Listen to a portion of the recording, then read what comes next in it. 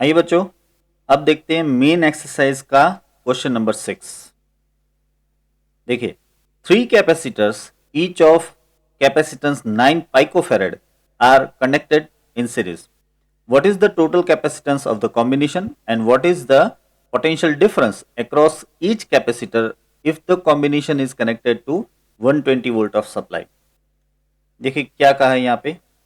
एक तो ये कहा है कि भाई 3 कैपेसिटर हैं, 3 कैपेसिटर हैं और हर एक 9 पाइकोफेरेड का है। पाइकोफेरेड मीन्स 10⁻12 फेरेड, और इनको सीरीज में कनेक्ट किया है। सबसे पहला आपको फाइंड करना है कि टोटल कैपेसिटेंस क्या है इस कॉम्बिनेशन का, और दूसरा ये कहा है कि हर एक कैपेसिटर के अक्रॉस आपको पोटेंशियल डिफरेंस फाइंड करना है, और टोटल सप्लाई जो अप्लाई की है वो 120 वोल्ट की सप्लाई है। चलिए, ये तो बड़ा आसान है। आपको पता है कि सीरीज का इक्वेशन क्या होता है, 1/CS equal to 1/C1 plus 1/C2 plus 1/C3। तो ये हो जाएगा 1/9 प्लस 1/9 प्लस 1/9, या सीधा ही लिख दो 3/9। तो इसमें से 1/CS इक्वल टू 1/3, तो CS हो जाता है आपका 3 PF, 3 पाइकोफेरेड। ये पहला आंसर मिल गया। अब ये सीरीज कनेक्शन की सर्किट देखिए। यहाँ पे आप देख सकते हो कि ये 3 कैपेसिटर सीरीज में है, और आपको बताया हुआ है कि यहाँ पे 120 वोल्ट का सप्लाई दिया हुआ है। आपको याद करा दूं कि अगर ये पॉजिटिव और ये नेगेटिव है, तो हर एक कैपेसिटर में ये पॉजिटिव, ये नेगेटिव, ये पॉजिटिव, ये नेगेटिव, ऐसे हो जाएगा, और हर एक का चार्ज सेम होता है। सीरीज में हर एक का चार्ज सेम होता है, इसलिए यहाँ पे हर एक में क्यू क्यू क्यू चार्ज दिखाया हुआ है, और यहाँ पे कैपेसिटेंस भी आप देख पा रहे हो कि सेम है। तो ऐसे में कॉमन सेंस की बात है, अगर तीनों सेम कैपेसिटेंस है, तीनों पे चार्ज सेम है, तो ये जो 120 वोल्ट आपने दिया हुआ है वो 3 पार्ट में डिवाइड हो जाएगा। सीधी सी बात है। यानी कि एक सीधा सा आंसर निकल के आता है कि भाई हर एक कैपेसिटर के ऊपर आपको जो पोटेंशियल डिफरेंस मिलेगा वो 40 वोल्ट होगा, क्योंकि तीनों में 40 40 40 यानी कि टोटल हो गया 120। लेकिन क्योंकि ये बोर्ड का क्वेश्चन है तो आपको इसको सॉल्व करना पड़ता है, सिर्फ कॉमन सेंस पे बात वहाँ पे नहीं लिख पाते भाई हम। चलिए तो सॉल्व करते हैं। अब यहाँ पे देखिए, capacitance of each of the 3 capacitor is same and all capacitors are in series. Suppose the potential difference across C1, C2, C3 are V1, V2, V3. Then you can write V is equal to V1 plus V2 plus V3. देखिए, series में charge same होता है लेकिन potential का हमेशा addition होता है। तो V is equal to V1 plus V2 plus V3, और याद रखना कि पैरेलल में पोटेंशियल सेम होता है और कैपेसिटेंस का एडिशन होता है वहां पे, C is equal to C1 plus C2 plus C3। Anyways, यहाँ तो V is equal to V1 plus V2 plus V3, और जैसा कि आप जानते हो कि V1 V2 V3 तीनों सेम रहेंगे क्योंकि कैपेसिटेंस सेम है।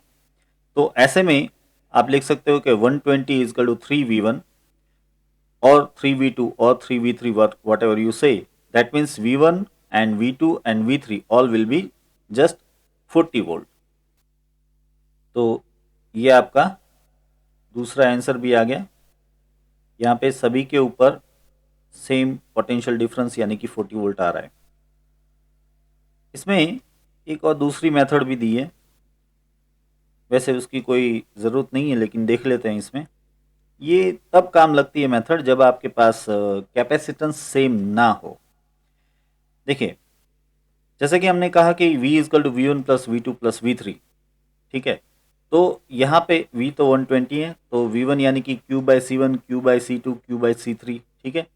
इसमें Q तो कभी अलग रहेगा ही नहीं, अगर ये सीरीज कनेक्शन है तो Q तो अलग होता ही नहीं। अब यहाँ पे कहा है कि C1, C2, C3 are same, so we can just write here C। इन तीनों की जगह पे लिख दिया C, और ये Q Q Q हो गया 3Q। अब C यानी कि 9 पाइकोफेरेड, 9 इंटू 10⁻12, और ये 3Q, तो इसमें से आपको Q मिल जाता है। Q is equal to 360 into 10⁻12। अब पोटेंशियल का इक्वेशन वापस यूज किया है यहाँ पे कि potential V is equal to Q/C है, और यहाँ पे तीनों का इक्वेशन V1 V2 V3 तीनों का इक्वेशन Q बाई C होने वाला है। तो ऐसे में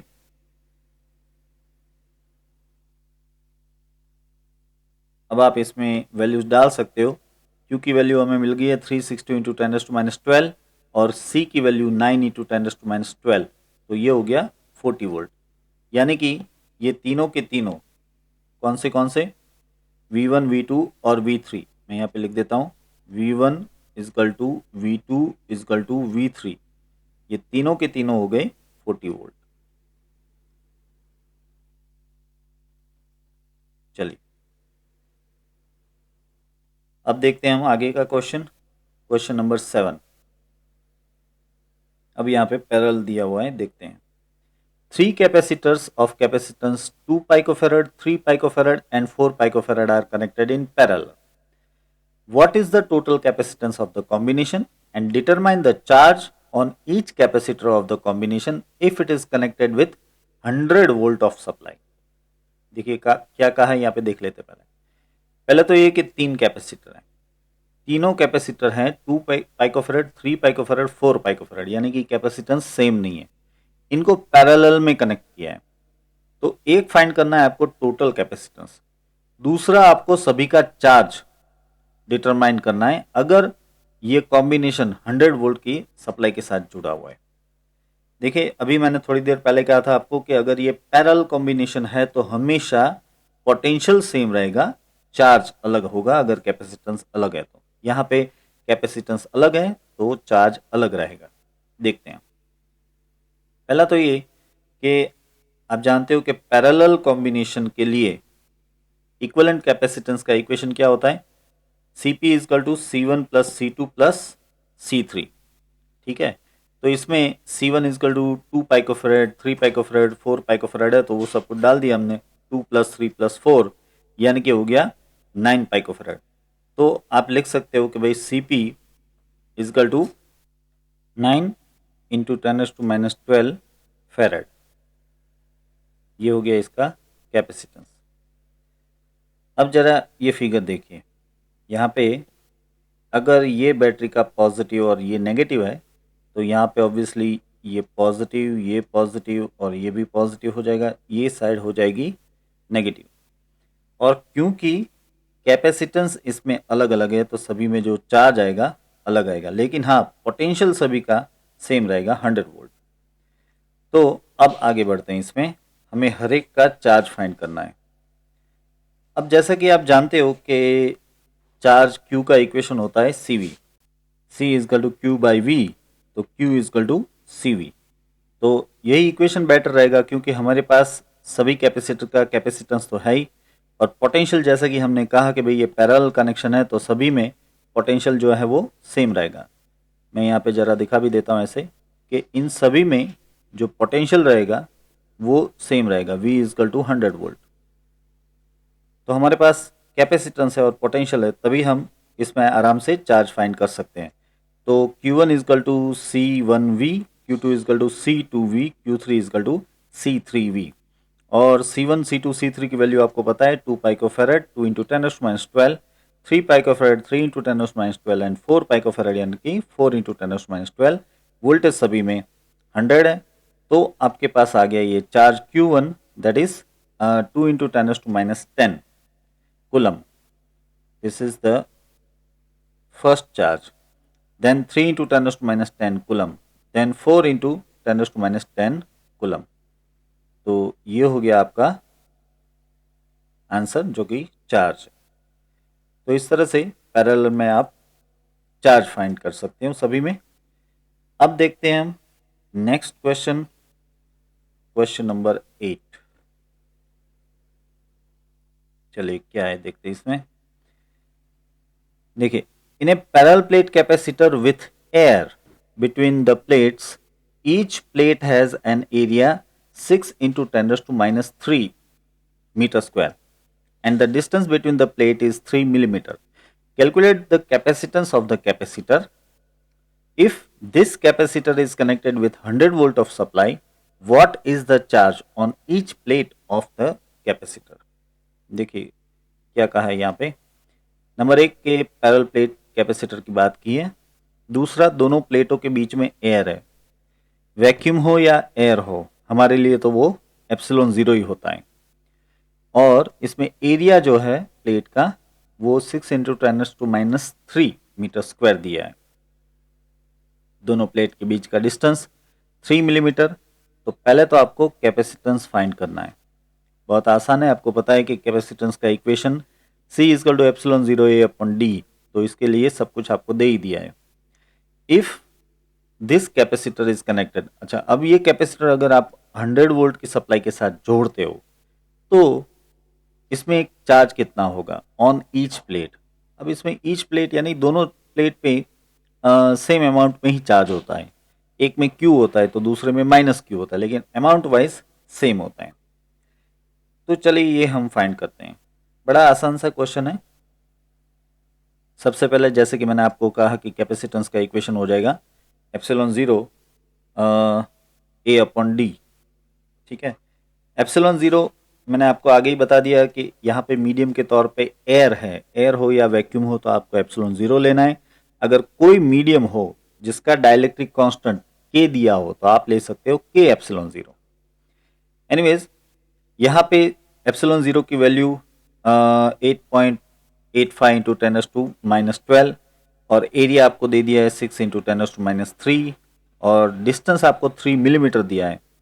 तो वो हो जाता है 3 इंटू 10⁻³ तो इसको सॉल्व करेंगे तो 17.07 इंटू 10⁻12 हो जाएगा, यानी कि ये कैपेसिटेंस हो जाता है अप्रोक्सीमेटली 17.7 पाइकोफेरेड या कहें कि 18 पाइकोफेरेड।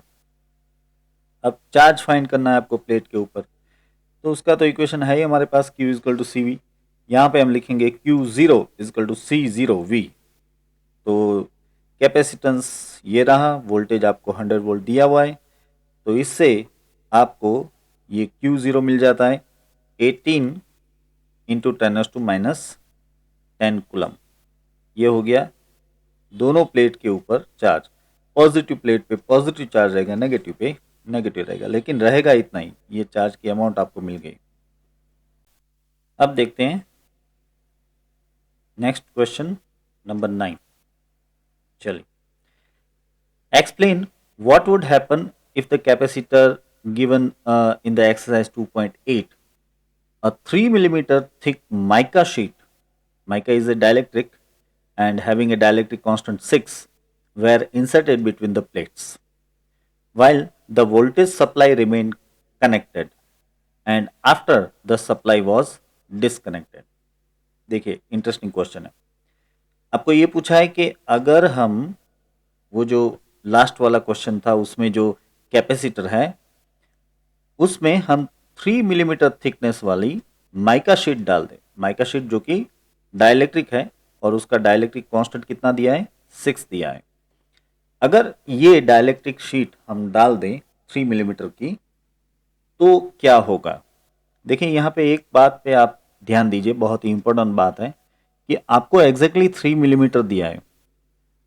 वहां पे जो डिस्टेंस था दोनों प्लेट के बीच में वो भी 3 मिलीमीटर था और यहाँ भी 3 मिलीमीटर की ही माइका शीट आपको दी है, इतनी थिकनेस वाली माइका शीट दी है। अगर ये 3 मिलीमीटर नहीं होता है और अगर माना कि ये 2 मिलीमीटर है या 1 मिलीमीटर है, ऐसा कुछ है, तो आंसर पूरा अलग आएगा। याद रखना, अगर आप दोनों प्लेट के बीच का पूरा वॉल्यूम डाइलेक्ट्रिक से भर देते हो तो कैपेसिटेंस का इक्वेशन सीधा ही हो जाता है C इजकल टू KC या फिर कहो C is equal to K epsilon zero A upon D। लेकिन अगर वो पार्शियली भरा हुआ है तो केस थोड़ा सा कॉम्प्लिकेटेड हो जाता है, उसके बारे में हम देखेंगे। अभी यहाँ पे सॉल्व करते हैं। चलिए, आपको यहाँ पे दो सिचुएशन दी है। एक तो ये कि जब वोल्टेज सप्लाई रिमेन कनेक्टेड, यानी कि इसमें जो आपने बैटरी वगैरह जोड़ा हुआ है या आप ऐसे ही जोड़ के रखते हो और आप माइका शीट इंसर्ट करते हो। और दूसरा केस ले लो कि अगर आप वोल्टेज सप्लाई डिसकनेक्ट करके बाद में माइका शीट इंसर्ट करते हो तो क्या होगा। चलिए देखते हैं। सबसे पहले तो इस कंडीशन में इसका कैपेसिटेंस जो है डाइलेक्ट्रिक डालने से हो जाएगा C dash is equal to KC। तो ये हो गया C dash is equal to KC। K की वैल्यू आपको दी है 6 और सी की वैल्यू ऑलरेडी पिछले क्वेश्चन में सॉल्व की हुई है हमने, और वो थी 18 पाइकोफेरेड, यानी कि 18 इंटू 10⁻12। तो अब ये हो जाएगा 108 इंटू 10⁻12, यानी कि ये नया कैपेसिटेंस आपको मिल गया 108 पाइकोफेरेड। सोचिए आप, जो कैपेसिटर सिर्फ 18 पाइकोफेरेड का था, उसमें सिर्फ एक डाइलेक्ट्रिक डाल दिया हमने, तो सीधा उसका कैपेसिटेंस 108 पाइकोफेरेड हो गया। अब आपको ये फाइंड करना है कि जब डाइलेक्ट्रिक हमने डाला और वोल्टेज सप्लाई उसके साथ कनेक्टेड थी, तब उसका चार्ज क्या होगा। इसका चार्ज हम लेटर से कि क्यू डैश कह दें, तो आप जानते हो कि Q dash is equal to C dash into V. तो सी डैश 108 इंटू 10⁻12 और वी 100 वोल्ट का सप्लाई जोड़ा हुआ है, इसलिए ये हो जाएगा Q dash is equal to 108 into 10⁻10 coulomb. इतना चार्ज होगा। इसके साथ ही आपको ये भी फाइंड करना है कि इन दोनों प्लेट्स के बीच में पीडी कितना रहेगा। अब अभी आपने बैटरी तो कनेक्ट कर रखी है, तो यानी कि जो डीसी सप्लाई वो कनेक्ट करके रखा है, तो जितना उसका पीडी होगा उतना ही पीडी कैपेसिटर की प्लेट पे होगा, तो हो जाएगा V इजकल टू 100 वोल्ट। अब हम बात करते हैं कि अगर हमने वोल्टेज सप्लाई रिमूव कर दिया तो क्या होगा। देखिए, वोल्टेज सप्लाई रिमूव करने से कैपेसिटर की दोनों प्लेट के ऊपर जो चार्ज है वो तो कहीं नहीं जाएगा। देखिए समझिए, ये है एक कैपेसिटर, ठीक है, आपने इसके साथ बैटरी कनेक्ट कर दी, तो सपोज कि इसके ऊपर पॉजिटिव चार्ज और इसके ऊपर नेगेटिव चार्ज आ गया, ये सपोज कि क्यू चार्ज है। अब ये जो चार्ज है वो जाएगा कहाँ भाई, आप बैटरी इसके साथ जोड़ो या निकाल दो, चार्ज तो वहीं रहेगा, अब जाएगा नहीं। इतना ही नहीं, अगर आप इसके बीच में जैसे कि कहा है कि एक डाइलेक्ट्रिक माइका शीट जो वो डाल दो या ना डालो, कुछ भी करो, उससे चार्ज को क्या लेना था। चार्ज तो जो पड़ा है वहीं का वहीं रहेगा, वो कहाँ जाएगा, समझो। तो एक बार बैटरी डिस्कनेक्ट करने के बाद, क्योंकि इसके जो टर्मिनल्स हैं वो ओपन है अभी, तो एक बार बैटरी डिस्कनेक्ट करने के बाद जो चार्ज है वो कहीं नहीं जा सकता। इसलिए अब आप चाहे कुछ भी करो, चाहे आप कैपेसिटर में बीच में डाइलेक्ट्रिक डालो, चाहे आप कैपेसिटर की दोनों प्लेटों को दूर ले जाओ, कुछ भी करो, ये चार्ज कहीं नहीं जा सकता, ये चार्ज वहीं रहेगा। तो इसके ऊपर हम लिखेंगे अभी, here the charge on the plate of the capacitor are same as the charges during the air in medium, यानी कि डाइलेक्ट्रिक डालने के बाद भी कैपेसिटर की प्लेट पे चार्ज वही रहेगा जो एयर के मीडियम में था। अब एयर के मीडियम में चार्ज क्या था वो हमने पिछले न्यूमेरिकल में सॉल्व किया था। देखिए यहाँ पे ये रहा 18 इंटू 10⁻10 कूलम चार्ज था उसमें, ठीक है। तो वही चार्ज अब यहाँ पे रहेगा, तो हम इसको यहाँ पे लिख लेते हैं अभी। चलिए, तो ये देखिए यहाँ पे चार्ज रहेगा Q double dash is equal to 1.8 into 10⁻9 coulomb. वहाँ पे था 18 इंटू 10⁻10 कूलम, यानी कि 1.8 इंटू 10⁻9 कूलम, यानी कि आप कह सकते हो 1.8 नैनो कूलम चार्ज हो जाएगा। अच्छा, अब इसमें पीडी कितना रहेगा ये समझते हैं। देखिए पीडी वो बदल जाएगा इसमें, क्योंकि जैसे ही आप बैटरी डिस्कनेक्ट करने के बाद माइका शीट इंसर्ट करते हो, तो माइका शीट इंसर्ट करते ही कैपेसिटेंस बदल जाएगा। अब जैसे कि हमने कहा कि भाई चार्ज तो वही रहेगा, लेकिन कैपेसिटेंस बदल गया, तो ऑब्वियसली पीडी को बदलना पड़ेगा ना, क्योंकि पीडी का इक्वेशन क्या है, V is equal to Q by C. तो Q तो कांस्टेंट है, लेकिन C आपने बदल दिया तो फिर V भी बदलेगा। तो हम यहाँ पे इसको इस तरह से सॉल्व कर सकते हैं। एक तो इक्वेशन हम ऐसे लिख सकते हैं कि भाई V इजकल टू ये Q double dash by C dash करके ले सकते हैं, ठीक है। देखिए Q डबल डैश क्या था, 1.8 इंटू 10⁻9 कूलम, और ये जो C डैश था, सी डैश यानी कि जो नया कैपेसिटेंस अभी हमने फाइंड किया वो कितना था, वो था 108 pf, यानी कि 10⁻⁻12 लिख देता हूँ मैं। तो इसका आंसर आपको मिल जाएगा समथिंग लाइक 16.67 वोल्ट, इतना मिल जाएगा। अब इसी चीज़ को आप दूसरी तरह से भी सॉल्व कर सकते हो। आपको याद होगा कि अगर आप कैपेसिटर की दो प्लेट के बीच में डाइलेक्ट्रिक डालते हो तो एक तो देखो कैपेसिटेंस जो है वो हो जाता है के सी ज़ीरो, फिर जो इलेक्ट्रिक फील्ड है वो हो जाता है ई ज़ीरो बाई के। याद है, इलेक्ट्रिक फील्ड कम होता है और पोटेंशियल भी कम हो जाता है, ये हो जाएगा V zero by K. Condition two कि बैटरी डिसकनेक्ट होनी चाहिए, तो ये V is equal to V zero by K जो है वही यहाँ पे यूज़ किया हुआ है। V is equal to V zero by K यानी कि V zero by six. V zero कितना है 100/6 यानी कि 16.6 वोल्ट, तो ये हो गया 16.6 वोल्ट इसका आंसर। और रही बात कैपेसिटेंस की, तो कैपेसिटेंस तो चाहे बैटरी कनेक्टेड हो या डिसकनेक्टेड हो, डाइलेक्ट्रिक डालने से कैपेसिटेंस के सी ज़ीरो हो ही जाता है। तो वो सी ज़ीरो के सी ज़ीरो हमने ऑलरेडी फाइंड आउट किया है और वो है 108 पाइकोफेरेड। वैसे इसको हमने सी डैश नाम दिया था, सी डैश इजकल टू 108 पाइकोफेरेड। चलिए अब देखते हैं हम क्वेश्चन नंबर 10। अब ये एनर्जी के रिलेटेड क्वेश्चन है, देखते हैं। 12 picofarad of capacitor is connected to 50 volt of battery. How much electrostatic energy is stored in the capacitor? देखिए बहुत आसान सा क्वेश्चन। आपको कहा है कि 12 पाइकोफेरेड का कैपेसिटर है और 50 वोल्ट की बैटरी से कनेक्टेड है, तो इसमें एनर्जी कितनी स्टोर होगी।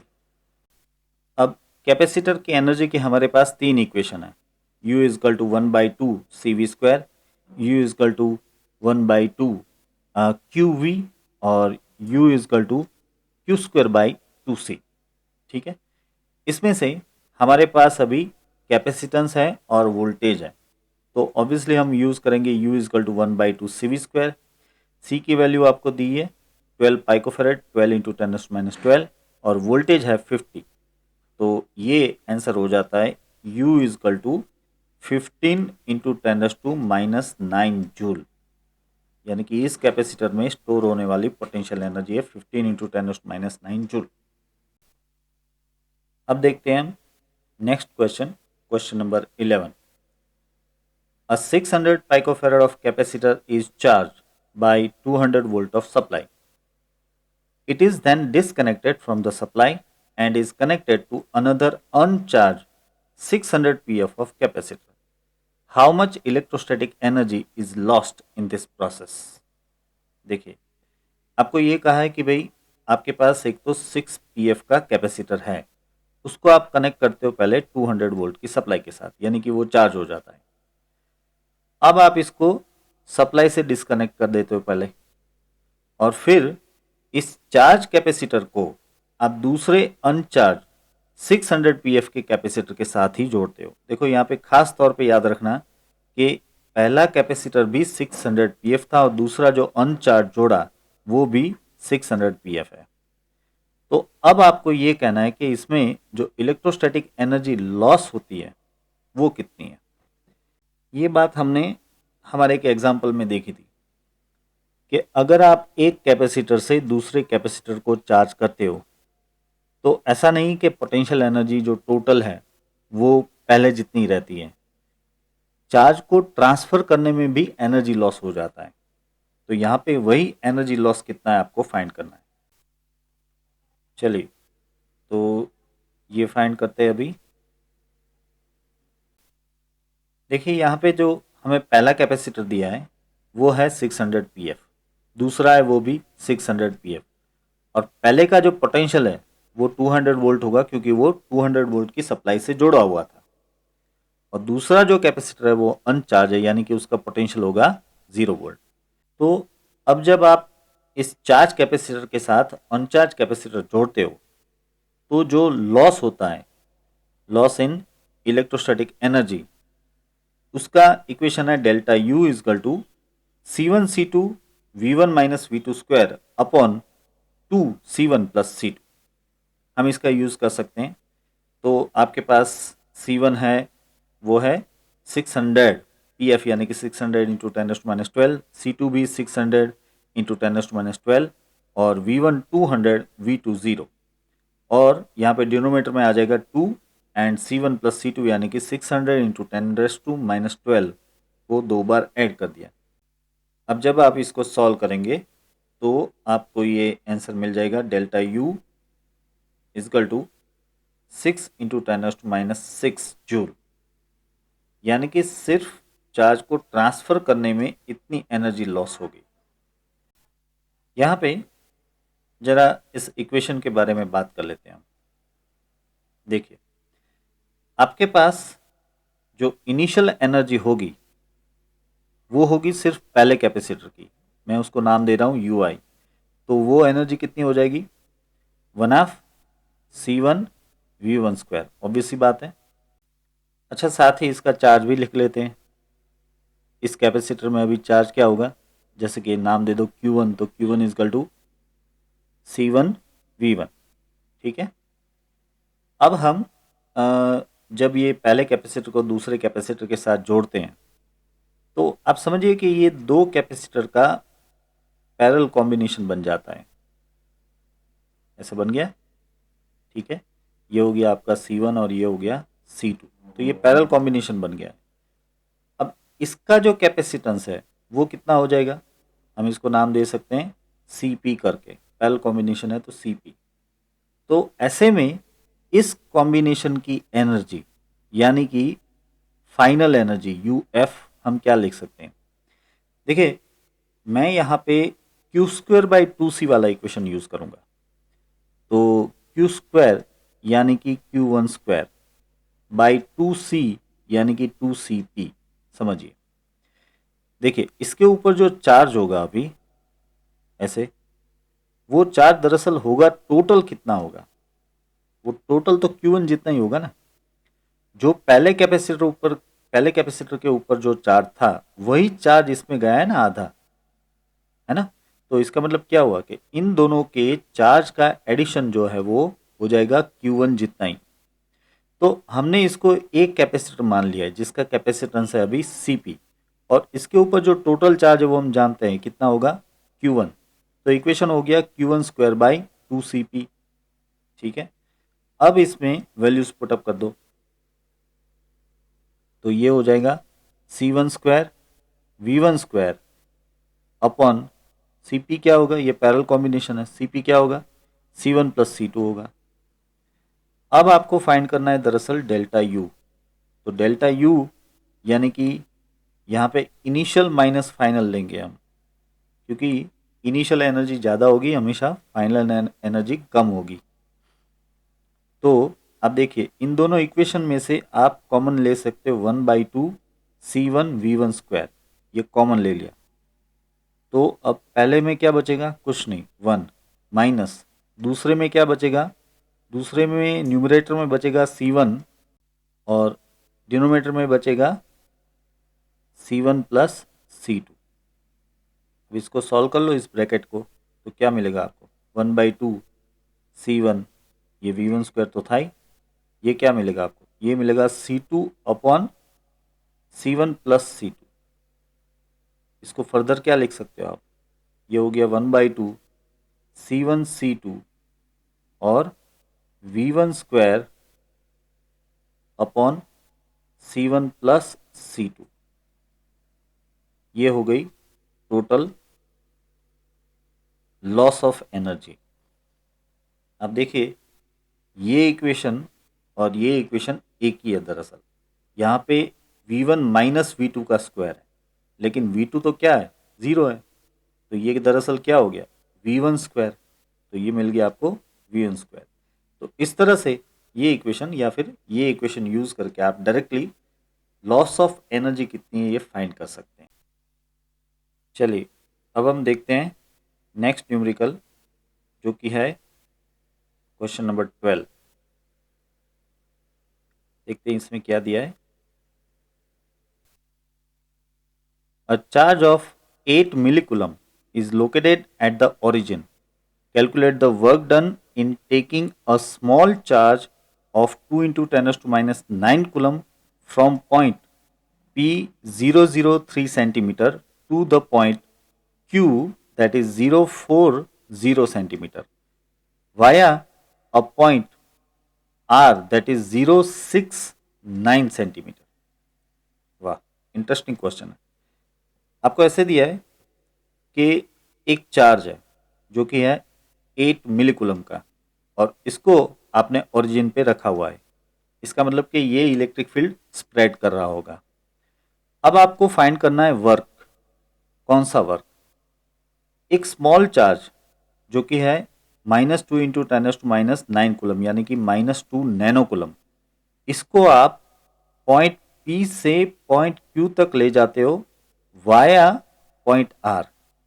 यानी कि पहले आप पॉइंट P पे ले जाते हो, फिर आप पॉइंट R पे ले जाते हो, फिर आप पॉइंट Q पे ले जाते हो, जिसमें P का कोऑर्डिनेट आपको दिया है 003 सेंटीमीटर, Q का है 040 सेंटीमीटर और R का है 069 सेंटीमीटर। तो इसमें वर्क फाइंड करते हैं। चलिए, अब सबसे पहली बात कि इलेक्ट्रिक फील्ड जो है वो कंजर्वेटिव फील्ड है, इसलिए इसमें जो फोर्स लगेगा वो कंजर्वेटिव फोर्स होगा। तो कंजर्वेटिव फोर्स में पाथ इंपॉर्टेंट नहीं होता ना, इसलिए आपको ऐसे P से R और फिर R से Q का वर्क फाइंड करने की ज़रूरत नहीं है। आप सीधा P से Q का वर्क फाइंड कर सकते हो। ठीक है। So the work done from P to Q is W is equal to Q VQ minus VP। देखिए ये इक्वेशन कहाँ से आ रहा है। बेसिकली आपको पता है कि जो वर्क होगा इसमें वो कितना होगा, चेंज ऑफ पोटेंशियल एनर्जी जितना होगा। चेंज ऑफ पोटेंशियल एनर्जी यानी कि U Q minus U P. तो U Q minus U P क्या हो जाता है, Q and V Q minus V P. तो ये इक्वेशन यहाँ पे लिया गया है। अब इसमें ये जो वी क्यू है, वी क्यू हो जाएगा के क्यू अपॉन आर टू और वी पी हो जाएगा के क्यू अपॉन आर वन। यानी कि आप लिख सकते हो के Q into Q zero into 1/R2 minus 1/R1। यहाँ पे ये जो R1 और R2 है वो दरअसल पोजीशन वेक्टर है पॉइंट P और Q के। तो वो जरा यहाँ पे फिगर में आप देख लीजिए। देखिए जैसे कि हमें बताया गया है कि भाई P का कोऑर्डिनेट क्या है 003, तो ये पॉइंट आएगा ऑब्वियसली Z एक्सिस पे। तो ये हो गया 3 पे Z एक्सिस पे पॉइंट P, और Q का कोऑर्डिनेट है 040, तो ऑब्वियसली Q किसके ऊपर आएगा, Y एक्सिस पे। तो ये हो गई Y एक्सिस और ये हो गया 4 सेंटीमीटर वाला पॉइंट। और जो R पॉइंट है उसके कोऑर्डिनेट से 069, तो वो यहाँ पे बीच में कहीं पे आएंगे, लेकिन इसका हमें कोई काम नहीं है अभी। अब चलिए हमारे इस इक्वेशन में हम सारी वैल्यूज समझ लेते हैं। देखिए K तो 9 इंटू 10⁹ हो जाता है। फिर आता है Q यानी कि वो चार्ज जिसने ये इलेक्ट्रिक फील्ड प्रोड्यूस किया है, और वो Q चार्ज आपने यहाँ पे रखा हुआ है ओरिजिन पे, और Q था कितना 9 मिलीकूलम। और फिर आता है यहाँ पे Q0 यानी कि वो चार्ज जो कि आप इसमें मूव कर रहे हैं, और Q0 जो है वो है हमारा -2 इंटू 10⁻⁹ कूलम। और R1 और R2 ये कितना हो जाएगा वो भी देख लेते हैं, और फिर ये सारी वैल्यूज पुटअप कर देंगे। देखिए R1 हो जाएगा 3 सेंटीमीटर, R1 यानी कि ये डिस्टेंस, ठीक है, तो वो कितना हो जाएगा 3 सेंटीमीटर। R2 यानी कि ये डिस्टेंस, वो हो जाता है 4 सेंटीमीटर। अब ये सारी वैल्यूज हम W के इक्वेशन में पुटअप कर देते हैं। तो ये हो गया K, फिर ये हो गया Q, ये हो गया आपका Q0, और ये जो है वो है R2 और ये है R1। दरअसल R2 आपको क्या मिला है 4 इंटू 10⁻², तो इसको आप यहाँ पे डिनोमिनेटर में 4 इंटू 10⁻² लिखिए या फिर ऐसे लिखिए 100/4।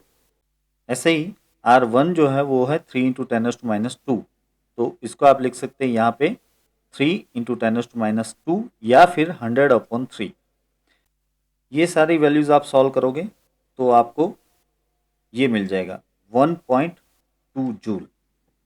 तो यानी कि वर्क हो जाता है आपका 1.2 जूल। तो ये स्मॉल चार्ज जो था Q0, इसको हमने P पॉइंट से Q चार्ज पे शिफ्ट किया, इसमें जो वर्क हुआ वो हुआ 1.2 joule.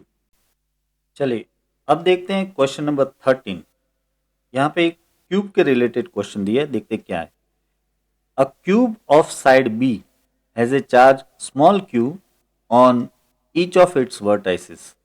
Determine the potential and electric field due to this charge array at the center of the cube. यानी कि देखिए क्या दिया है आपको।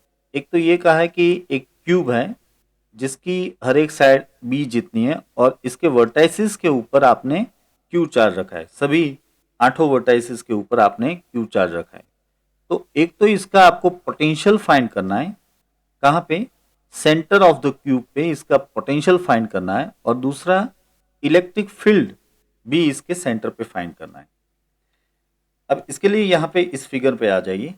देखिए ये फिगर में आपको क्यूब दिखाया हुआ है और इस क्यूब के हर एक वर्टाइसिस पे, वैसे सब पे नहीं है, मैं लिख देता हूँ, हर एक वर्टाइसिस पे आपको यहाँ पे सभी साइड्स की जो लेंथ है वो है b। यहाँ भी मैं लिख देता हूँ, ये भी b आएगा और ये भी b, और ये है सेंटर O। यहाँ पे आपको इलेक्ट्रिक फील्ड और पोटेंशियल फाइंड करना है। अब देखिए यहाँ पे इलेक्ट्रिक फील्ड तो सीधा ही है कि जीरो हो जाएगा। क्यों जीरो हो जाएगा? क्योंकि सभी चार्ज का डिस्टेंस यहाँ पे सेम है, एक बात ये, ठीक है, और सभी के इलेक्ट्रिक फील्ड अपोजिट पेयर में मिलेंगे। जैसे कि इस चार्ज का यहाँ पे इलेक्ट्रिक फील्ड ऐसे रेडियली आउटसाइड होगा और उसी वक्त इस चार्ज का इलेक्ट्रिक फील्ड यहाँ पे रेडियली आउटसाइड यानी कि इस तरफ होगा, तो दोनों इलेक्ट्रिक फील्ड कैंसिल हो गए।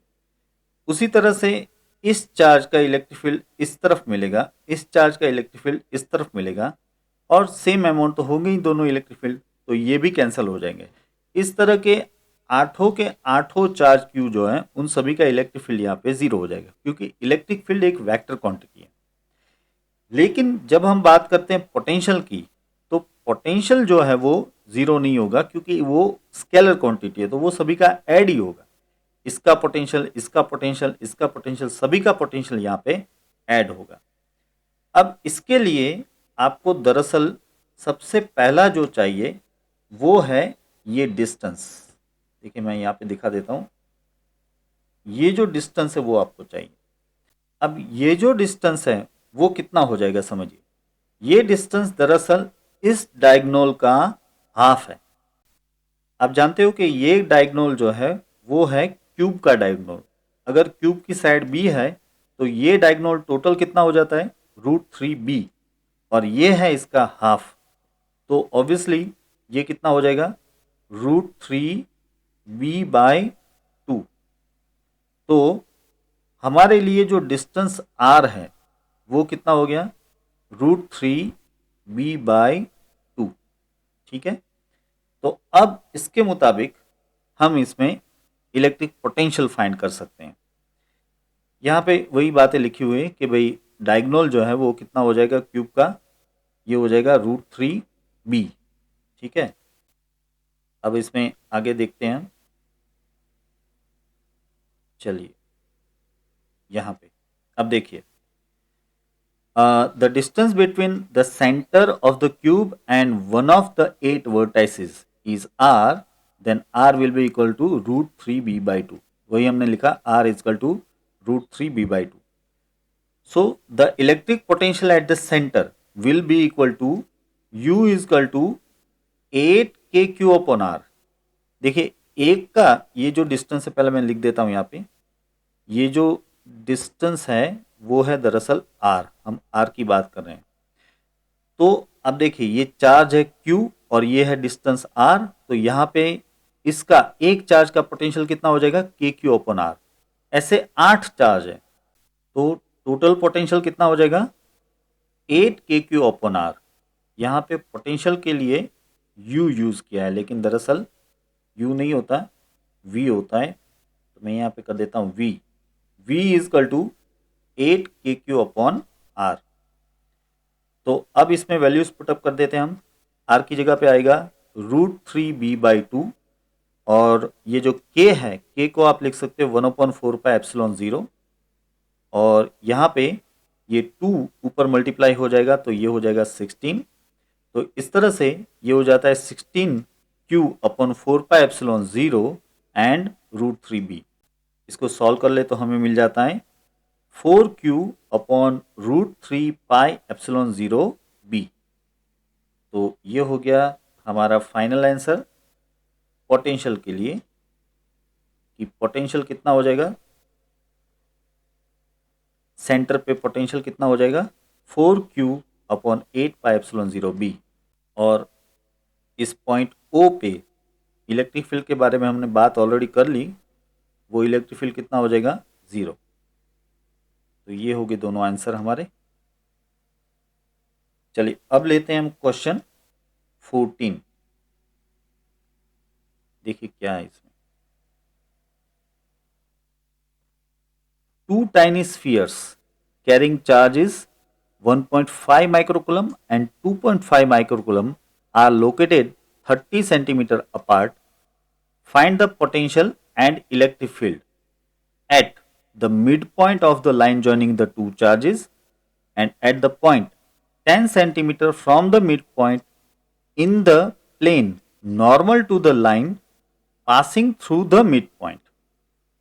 अच्छा, देखिए क्या कह रहा है क्वेश्चन। पहले आपको ऐसे कहा है कि 2 टाइनी स्फीयर्स है, टाइनी स्फीयर्स का है तो हम इसको पॉइंट चार्ज ही ले लेंगे, जिसका चार्ज है 1.5 माइक्रोकुलम और दूसरे का है 2.5 माइक्रोकुलम, और दोनों एक दूसरे से 30 सेंटीमीटर अपार्ट हैं। जरा फिगर में भी देख लीजिए। देखिए ये है पहला स्फीयर जो कि 1.5 माइक्रोकुलम का है, और ये है दूसरा स्फीयर जो कि 2.5 माइक्रोकुलम का है। अब क्या कहा है, अब कहा है कि a mid point of the line joining two charges, इसके ऊपर आपको पोटेंशियल और इलेक्ट्रिक फील्ड फाइंड करना है। अब ये रहा यहाँ पे इसका मिड पॉइंट, ठीक है। देखिए ये टोटल जो डिस्टेंस है वो 30 सेंटीमीटर है, तो ऑब्वियसली ये मिड पॉइंट है तो ये 15 सेंटीमीटर दोनों हो जाएंगे, समझ रहे हो, यहाँ पे दोनों हो जाएंगे 15 सेंटीमीटर। तो इस तरह से ये मिड पॉइंट के ऊपर आपको पोटेंशियल और इलेक्ट्रिक फील्ड फाइंड करना है। अब एक बात समझ लेते हैं, ये मिड पॉइंट है इसलिए इसका इलेक्ट्रिक फील्ड इस तरफ जाएगा और इसका इलेक्ट्रिक फील्ड इस तरफ आएगा। यहाँ पे ये पहला चार्ज है तो इसका इलेक्ट्रिक फील्ड इस तरफ जो आ रहा है वो E1 लिखना चाहिए, इन लोगों ने E2 लिखा है, और ये दूसरा चार्ज है तो इसका इलेक्ट्रिक फील्ड यहाँ पे E2 होना चाहिए। मैं ये छोटा सा करेक्शन कर देता हूँ, ये है Q1 और ये है Q2, ठीक है। तो ये इलेक्ट्रिक फील्ड हो जाएगा E1 और ये इलेक्ट्रिक फील्ड हो जाएगा E2 ऐसे, और दोनों का पोटेंशियल हम V1 और V2 ऐसे लिखेंगे। तो चलिए सबसे पहले हम देख लेते हैं कि भाई electric potential at point O ये हो जाएगा, लेट अस से कि भाई पोटेंशियल को हम नाम दे देते हैं VO। तो VO कितना हो जाएगा V1 plus V2, but V1 V2 दोनों पॉइंट लाइक चार्ज के पोटेंशियल हो जाएंगे। तो V1 हो जाएगा KQ1/R1, V2 हो जाएगा KQ2/R2। अब इसमें K तो आ गया कॉमन, Q1 की वैल्यू है 15 × 10⁻⁶, और R1 वो है 15 सेंटीमीटर यानी कि 0.15, Q2 2.5 × 10⁻⁶, और R2 भी 15 सेंटीमीटर यानी कि 0.15। अब K की वैल्यू आपने डाल दी 9 × 10⁹, और यहाँ पे न्यूमरेटर आपको मिल जाएगा 4 × 10⁻⁶, और डिनोमिनेटर तो 0.15 पड़ा ही है। तो इससे आपको फाइनल पोटेंशियल O पॉइंट का मिल जाएगा 2.4 × 10⁵ वोल्ट। ये हो गया पोटेंशियल ओ पॉइंट का। अब इस पॉइंट पे इलेक्ट्रिक फील्ड की अगर बात करें तो इलेक्ट्रिक फील्ड दोनों अपोजिट डायरेक्शन में आ रहे हैं, इसलिए रिजल्टेंट इलेक्ट्रिक फील्ड जो है वो इन दोनों के सब्ट्रैक्शन जितना होगा।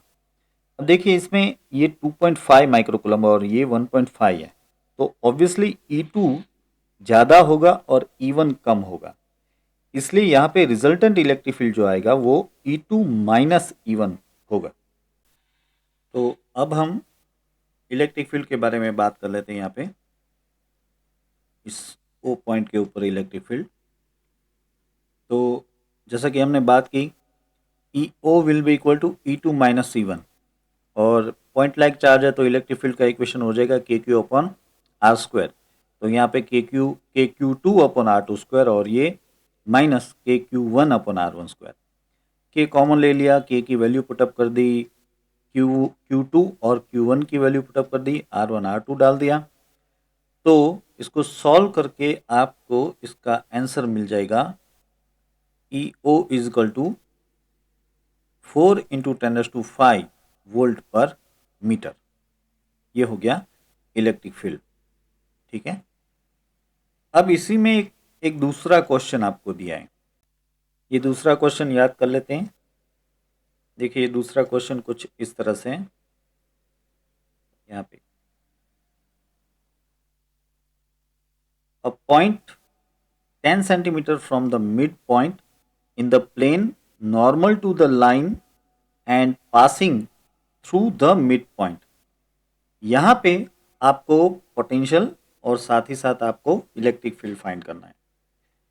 अब इसके लिए जरा ये नीचे जो फिगर दी है इसको हम जरा समझते हैं पहले। चलिए आ जाइए इसमें। देखिए ये हो गया हमारा चार्ज Q1, ये हो गया हमारा चार्ज Q2 और ये हो गया परपेंडिकुलर बाइसेक्टर, और इस परपेंडिकुलर बाइसेक्टर में ये हो गया हमारा 10 सेंटीमीटर का डिस्टेंस। दिख रहा है? तो ये 10 सेंटीमीटर के डिस्टेंस पे ये है पॉइंट जिसके बारे में हम फाइंड करने वाले इलेक्ट्रिक पोटेंशियल और इलेक्ट्रिक फील्ड। नाम है इसका पॉइंट P। ठीक है, तो इस P पॉइंट के बारे में अब बात करते हैं। अब देखिए इस पॉइंट पे इस Q1 का इलेक्ट्रिक फील्ड रेडियली आउटसाइड यानी कि ऐसे होगा, तो ये यहाँ पे आपको दिखा दिया है इलेक्ट्रिक फील्ड E1, देख रहे हो, और इस चार्ज Q2 का इलेक्ट्रिक फील्ड भी रेडियली आउटसाइड ऐसे होगा, तो ये हो गया E2, ये है E2। तो अब इन दोनों का इलेक्ट्रिक फील्ड आप पैरेललोग्राम से ऐसे फाइंड कर पाएंगे और ये हो जाएगा इलेक्ट्रिक फील्ड E। ये मैं यहाँ पे दिखा रहा हूँ इलेक्ट्रिक फील्ड E। तो E हमें दरअसल फाइंड करना है।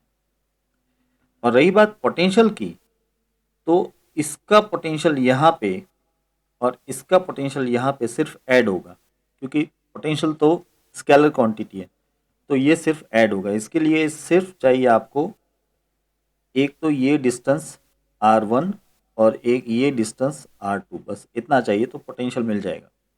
ठीक है, अब इसके लिए हम बात कर लेते हैं।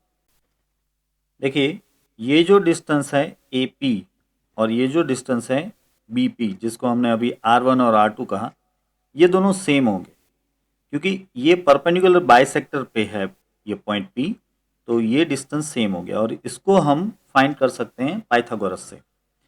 देखिए ये डिस्टेंस हमें पता ही ऑलरेडी 15 सेंटीमीटर और ये डिस्टेंस आपको दिया है 10 सेंटीमीटर, तो ऑब्वियसली ये जो डिस्टेंस है AP कहें या BP, ये दोनों हो जाएंगे under root of 15 square plus 10 square, यानी कि रूट ऑफ 325 यानी कि 18 सेंटीमीटर, या फिर कहे कि भाई 18.18 मीटर।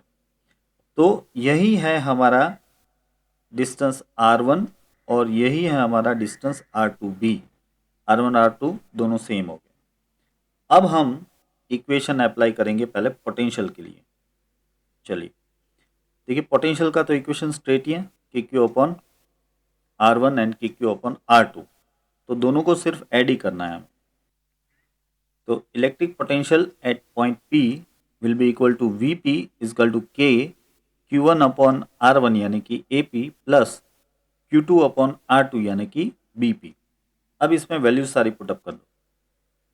K हो गया 9 इंटू 10⁻⁹, Q1 1.5 इंटू 10⁻⁻⁶, और ये AP 0.18, और ये Q2 यानी कि 2.5 इंटू 10⁻⁻⁶, और ये BP यानी कि 0.15। इसको सॉल्व करेंगे तो हमें टोटल पोटेंशियल P पॉइंट पे मिल जाएगा 2 इंटू 10⁻⁵। तो ये हो गया हमारा पोटेंशियल का answer 2 into 10⁻⁵ volt at point P।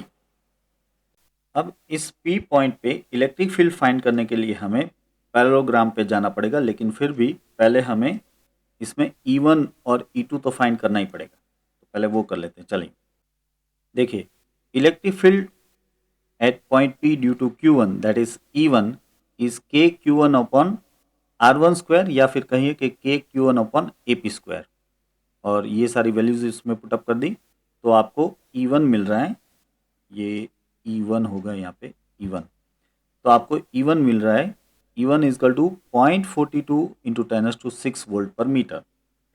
ऐसे ही electric field at point P due to Q2 is E2, E2 is KQ2 upon R2 square, but R2 is BP, so it is BP square, and then you can put all of this value, so you will get this value of E2। तो E2 मिल रहा है आपको 0.69 into 10⁻⁶ volt per metre. अब हमें यहाँ पे E1 और E2 की वैल्यू को यूज़ करना पड़ेगा, और साथ ही पैरेललोग्राम मेथड जो है उसके इक्वेशन को यूज़ करना पड़ेगा। इसमें हमें हमारी पुरानी फिगर की भी ज़रूरत पड़ेगी, तो मैं पहले ये फिगर यहाँ पे ले लेता हूँ। ये होगी हमारी फिगर। अब इस फिगर में देखिए, सबसे पहले हम इस एंगल को समझ लेते हैं। देखिए, ये जो है E1 और ये है E2, इन दोनों के बीच में यहाँ पे जो एंगल है, मैं इसको ठीक से डिस्प्ले कर देता हूँ। ये जो पूरा एंगल है ये है थीटा, ठीक है, ये पूरा एंगल थीटा है।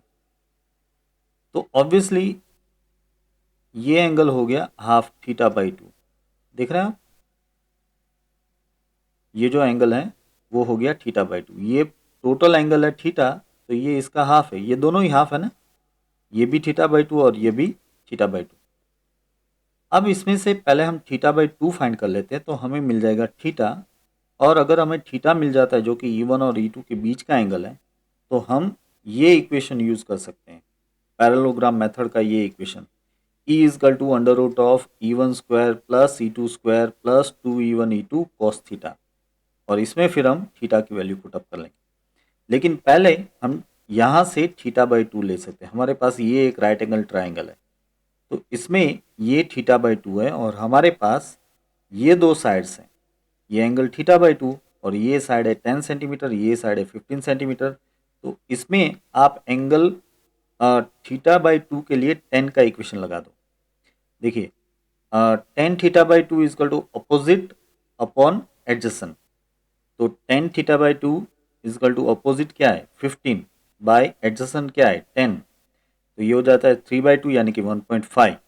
तो इसमें से लॉग बुक का यूज़ करके आप थीटा बाई 2 फाइंड कर सकते हो। सी टेन थीटा बाई 2 1.5 मिल रहा है, तो थीटा बाई 2 मिल जाएगा 56.3 डिग्री। तो ऐसे थीटा हो जाता है 112.6 डिग्री। अब हम रिजल्टेंट इलेक्ट्रिक फील्ड का इक्वेशन लेते हैं, E is equal to under root of E1 square plus E2 square plus 2E1 E2 cos theta. इसमें E1 की वैल्यू डाल दी, यहाँ पे E2 की वैल्यू डाल दी, 2E1 E2 ले लिया, और कॉस थीटा यानी कि कॉस 112.6 डिग्री। अब आगे बढ़ते हैं हम, इसी इक्वेशन को आगे ले जाएंगे। हमें ये फिगर साथ ही चाहिए। चलिए अब देखिए, ये जो cos 112.6 डिग्री है, इसकी वैल्यू आपको मिल जाएगी -0.3843, ठीक है। बाकी की सारी वैल्यूज़ ऑलरेडी हमारे पास है, तो ये सारी वैल्यूज़ हमने पुटअप कर दी। इससे हमें इलेक्ट्रिक फील्ड मिल जाएगा 6.6 इंटू 10⁻⁶ वोल्ट पर मीटर। तो ये हो गया हमारा एक आंसर इलेक्ट्रिक फील्ड का 6.6 इंटू 10⁶ वोल्ट पे मीटर। लेकिन इलेक्ट्रिक फील्ड वेक्टर क्वांटिटी है तो आपको इसका डायरेक्शन भी देना पड़ेगा। अब इसके लिए वापस इस फिगर में देखिए, ये है इलेक्ट्रिक फील्ड ई और यहाँ पे E1 के साथ उसका एंगल बन रहा है अल्फा, ये देख रहे हो आप अल्फा। तो इसके लिए भी हमारे पास वेक्टर्स में से स्टैंडर्ड 11 के वेक्टर्स में से हमारे पास एक रेडी इक्वेशन है कि देखिए ये E1 है, ये E है और ये है E2। तो tan alpha is equal to E2 sine theta upon E1 plus E2 cos theta, ये रेडी इक्वेशन है, अल्फा फाइंड करने के लिए यूज करते हैं हम इसको। तो tan alpha is equal to E2 sine theta upon E1 plus E2 cos theta. हमको इस इक्वेशन को डायरेक्टली इसमें यूज करना है।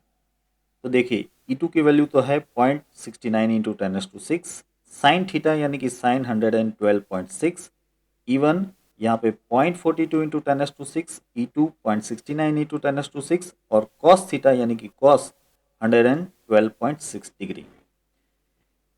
अब इसमें हम इसको सॉल्व करते हैं, आगे बढ़ते हैं। तो ऐसे होगा ये,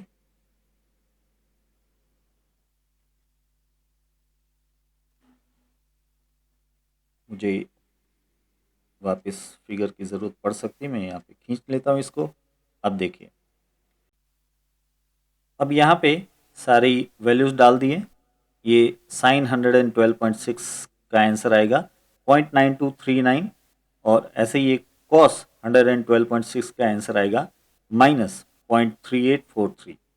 देखिए बच्चों, यहाँ पे मैं आपको एक बात बता दूं कि अगर किसी न्यूमेरिकल में ऐसे साइन की या कॉस की या टेन की वैल्यूज आ रही है तो बोर्ड एग्जाम में दो बातें हो सकती हैं, या तो आपको लॉग टेबल दे दिया जाएगा और आपको ये वैल्यूज फाइंड करनी है, या तो पेपर की शुरू में ही आपको इन सभी की वैल्यूज दे दी जाएगी।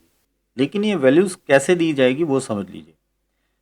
जैसे कि हमें इन दोनों की यहाँ पे ज़रूरत है, लेकिन हो सकता है कि आपको साइन 112.6 कॉस 112.6 ऐसे ही टेन 112.6 की वैल्यू दे सकते हैं, या फिर समझिए कि साइन 112.6 यानी दरअसल साइन 67.4 होता है ना, because sine 112.6 is basically sine 180 minus 67.4,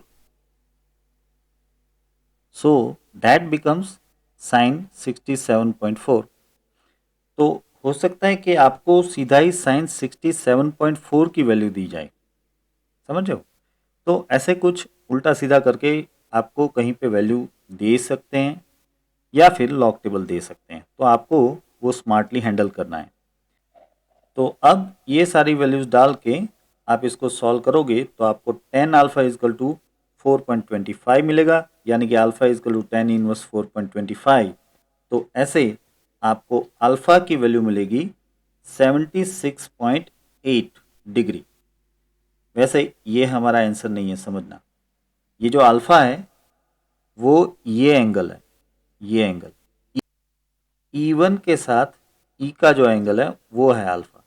लेकिन हमें दरअसल चाहिए इलेक्ट्रिक फील्ड का इस लाइन के साथ एंगल। अब देखिए ये है इलेक्ट्रिक फील्ड E और ये है लाइन AB, तो यहाँ पे एंगल है बीटा, ये बीटा हमें चाहिए। ध्यान से देख लीजिए, मैं इसको हाईलाइट भी कर देता हूँ। ये जो बीटा है वो हमें चाहिए। अब ये बीटा कैसे मिल सकता है देखते हैं। बीटा फाइंड करने के लिए पहले फोकस कीजिए इस राइट एंगल ट्राइंगल पे। ये राइट एंगल ट्राइंगल, इस ट्राइंगल में ये एंगल है बीटा जो कि हमें फाइंड करना है, और ये एंगल हो जाएगा 90। सही है, ये एंगल कितना हो जाएगा 90। और अब रहा ये एंगल, ये जो एंगल है वो हो जाएगा अल्फा माइनस थीटा बाई 2। क्यों, समझाता हूं। देखिए ये जो टोटल एंगल है वो है अल्फा। ठीक है, अगर ये अल्फा है तो ये इतना एंगल हो जाएगा अल्फा, ऑब्वियस है। अब ये अल्फा और इसमें से ये थीटा बाई टू सब्ट्रैक्ट कर दो, ये अल्फा और ये थीटा बाई टू सब सब्ट्रैक्ट कर दो, तो ये कितना मिलेगा आपको, alpha minus theta by to. इसलिए मैंने यहाँ पे लिखा है alpha minus theta by to. तो अब इस राइट एंगल ट्राइंगल में ये है alpha minus theta by to, ये है 90 और ये है बीटा। तो ऑब्वियसली आप कह सकते हो कि ये दो एंगल कितने हो जाएंगे, 90 हो जाएंगे। तो beta plus alpha minus theta by two will become 90, यानी कि beta is equal to 90 plus theta by two minus alpha. अब सारे एंगल्स हमारे पास हैं।